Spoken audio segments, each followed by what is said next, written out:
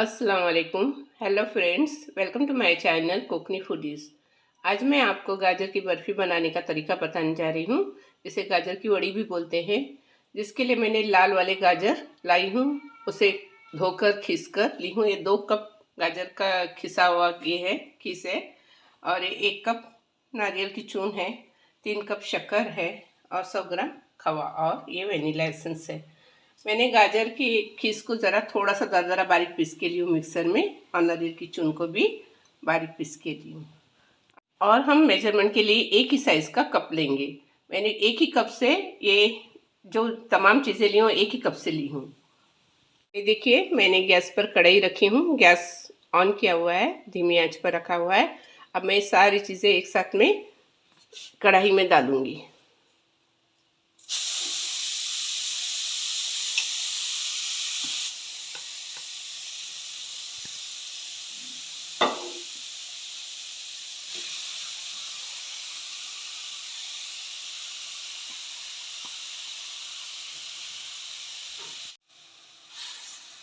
अब इसमें हम शक्कर भी डालेंगे और एक खवा भी।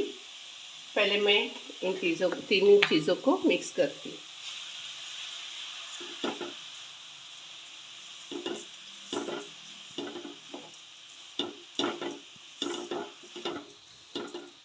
हम गैस की आंच धीमी से थोड़ी ज़्यादा रखेंगे और इसे ऐसे ही हिलाते रहेंगे, चम्मच ऐसे ही चलाते रहेंगे, वरना नीचे लग जाएगा। अब मैं इसमें खवा भी डालूँगी।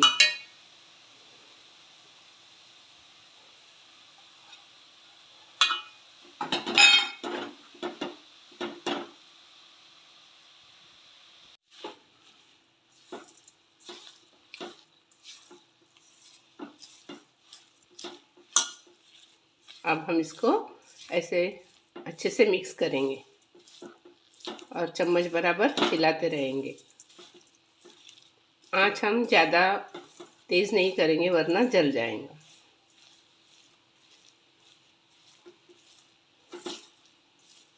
ये गाजर की बर्फ़ी खाने में बहुत ही टेस्टी लगती है।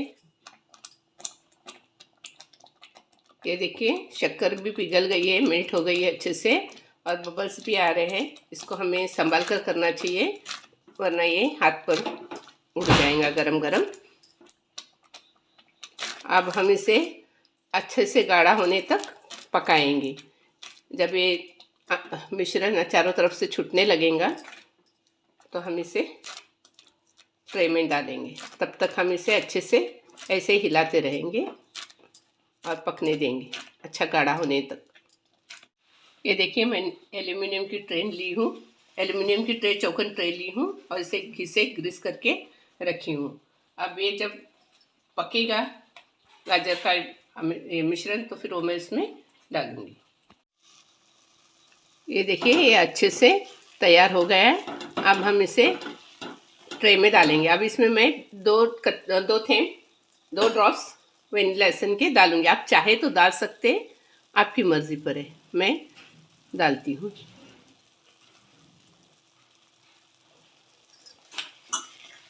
वनीला एसेंस की वजह से ज़रा टेस्ट अच्छा आता है।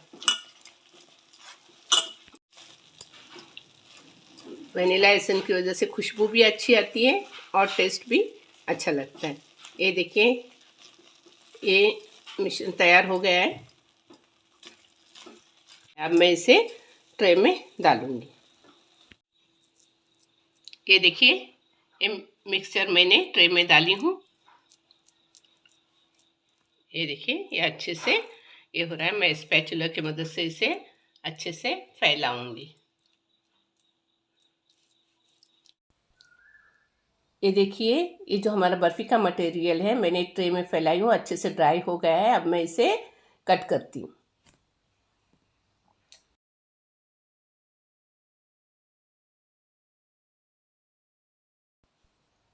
ये देखिए, मैं इसे कट कर रही हूँ और माशाल्लाह से टुकड़े बहुत ही अच्छे निकल रहे हैं।